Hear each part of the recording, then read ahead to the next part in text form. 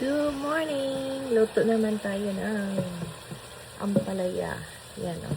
Medyo nahinog na yung ampalaya natin. Kasi hindi natin na-harvest.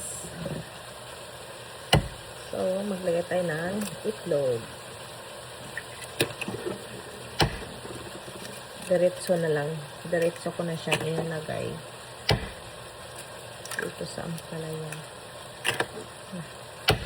5 yung ilagay natin. Ito yung breakfast namin today. Yung buhok ko wala pang supply. Nakagising lang natin. Mix lang natin lahat. Yung egg sa ampalaya.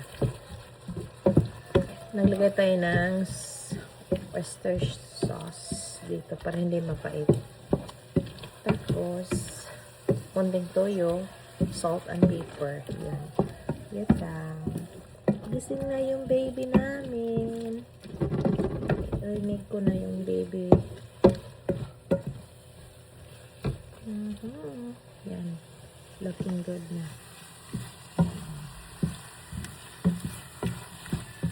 Yan. Diretso na nalagay yung itlog dito.